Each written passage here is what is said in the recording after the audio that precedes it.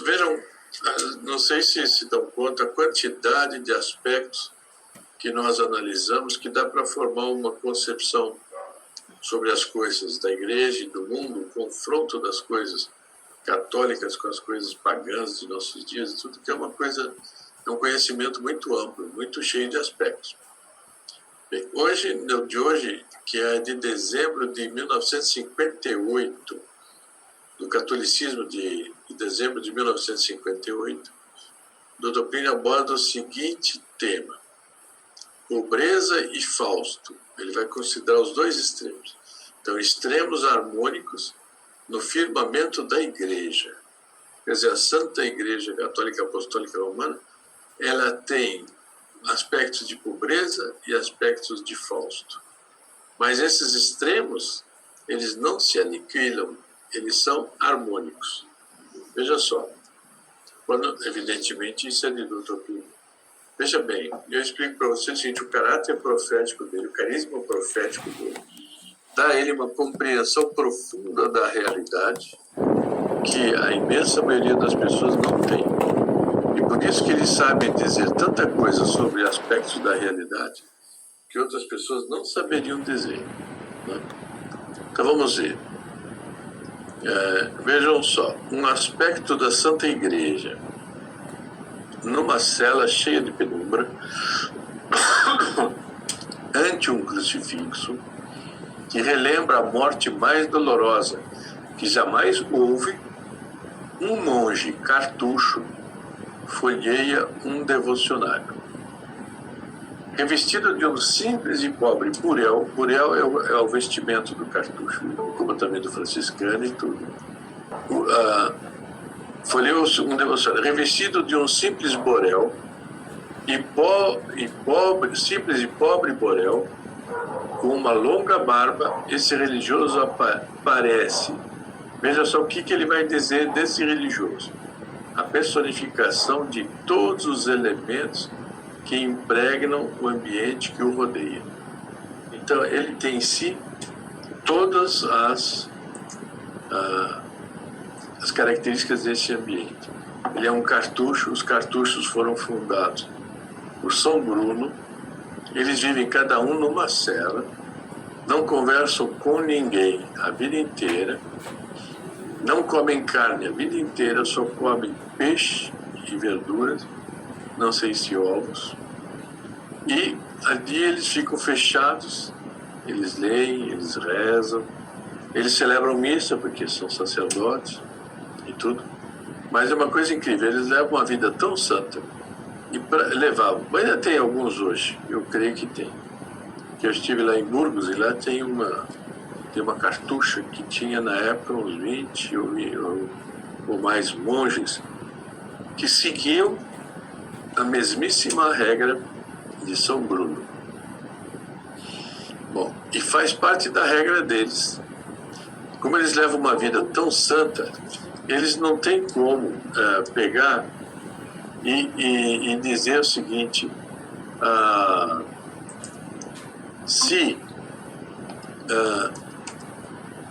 agora eu não vejo ninguém, não falam com ninguém, mas quando eu morrer, as pessoas vão ver a minha santidade e vão me venerar.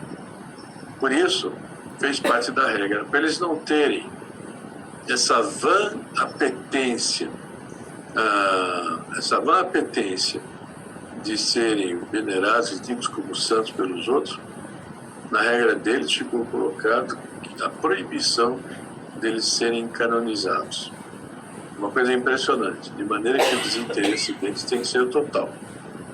Agora veja o que o Dr. Plínio diz aqui, eu repito: revestido de um simples e pobre burel, com uma longa barba, esse religioso parece a personificação de todos os elementos que impregnam o ambiente que o rodeia. Então veja só: gravidade extrema, resolução varonil de só viver para o que é profundo, verdadeiro e eterno, nobre simplicidade, espírito de renúncia a tudo quanto é da terra, pobreza material, enfim. iluminada pelos reflexos sobrenaturais da mais alta riqueza espiritual. Então, esse distanciamento de todas as coisas materiais legítimas alça a alma deles ao mais alto grau de riqueza espiritual. Agora, um outro aspecto da Santa Igreja. Esqueçam um pouco o nosso monge Cartucho e vejam isto. Na imensa nave central da Basílica de São Pedro, movimenta-se majestoso o cortejo papal.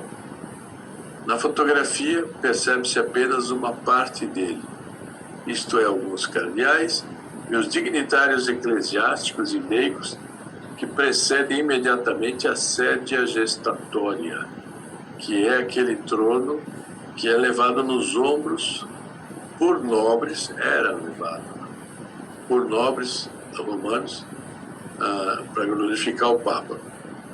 Nesta, na sédia gestatória, o sumo pontífice, ladeado dos famosos flabelli e seguido da guarda nobre. Os flabelli são essa espécie de leque que tem uma plumagem branca e um tecido super bordado em ouro e tal, e que serviu para abanar o Papa caso tivesse algum inseto, alguma coisa, sei lá o que, mas que acabavam formando uma moldura muito bonita para ele na sédia gestatória. Veja só, ao fundo ergue-se o altar da confissão. Aqui no caso está à direita, o altar da confissão, com suas elegantíssimas colunas. Dá para ver aí as colunas, embaixo elas são meio retorcidas, e assim elas estão. E o seu esplêndido dossel. Veja que em cima tem um dossel. Dossel é uma espécie de coberturazinho, e embaixo está o altar, que num certo sentido é o altar mais importante da Terra. E bem mais atrás, a célebre Glória, que daqui não dá para ver, mas vejam só. Aqui dá, mas não aparece muito. Eu creio que Glória é aquele que a gente vê daqui, uma espécie de sol, aquela montagem toda que o Bernini montou.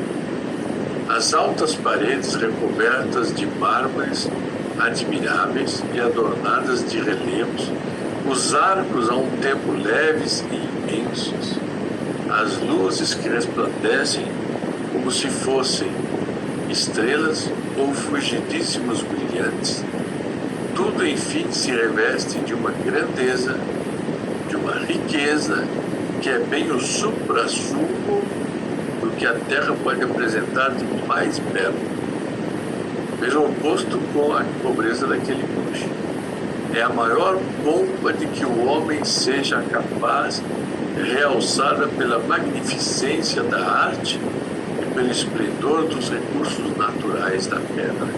Quer dizer, todos esses elementos que a natureza fornece concentraram aí para criar esse ambiente sumamente faustoso, sumamente rico. Para quê? Para glorificar a Deus nosso Senhor. O que em um quadro é gravidade recolhida, no outro é glória irradiante. Então, o monge é gravidade recolhida. Essa cena do Vaticano é glória irradiante. O que em um é pobreza, no outro é Fausto. O que em um é simplicidade, no outro é requinte. O que em um é renúncia às criaturas, no outro é a superabundância das mais esplêndidas dentre elas, as criaturas. Veja que bonita maneira de Dr. Primo colocar, harmonizando aí a pobreza e a riqueza. Contradição isso. É o que muitos diriam. Pode-se então amar a um tempo a riqueza e a pobreza, a simplicidade e a pompa, a ostentação e o recolhimento. Pode-se a um tempo louvar o abandono de todas as coisas da terra e a reunião de todas elas para a constituição de um quadro em que reluzem os mais altos valores terrenos. Veja que eles são os dois opostos, mostrando como a igreja assume tudo. problema é muito atual e realmente ainda hoje.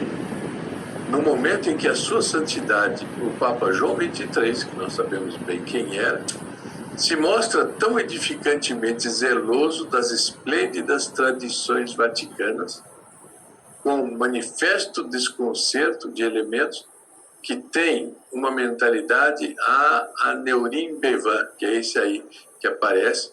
O líder trabalhista é paladino na luta contra todas as pompas e assistiu de costas a uma parte da cerimônia de coroação da Rainha Elizabeth II. Quer dizer, esse é um tipo, por favor, miserabilista, contrário a todo o Fausto que se foi nas cerimônias do Vaticano. Eu desconfio que ele nem é vivo mais. De qualquer maneira, a gente vê que é a mesma mentalidade do progressismo de hoje e de Francisco hoje. Não.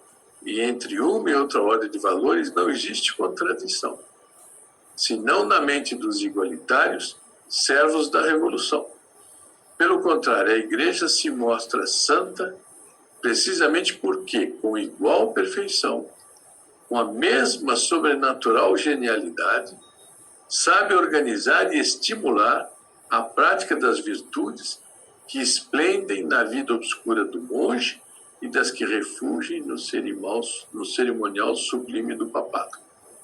Mas a Igreja tem as duas coisas. Vejo eu, do progressismo, da teologia da libertação, e Francisco e os seus, de acabar com esse aspecto da Santa Igreja, que é o aspecto sublime, grandioso, pomposo, riquíssimo, que deve ser.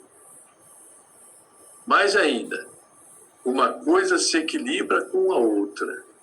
Quase poderíamos dizer que um extremo, no sentido bom da palavra, compensa o outro, e com ele se concilia.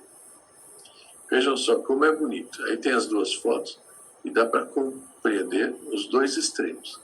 É uma maravilha, uma maravilha, uma maravilha.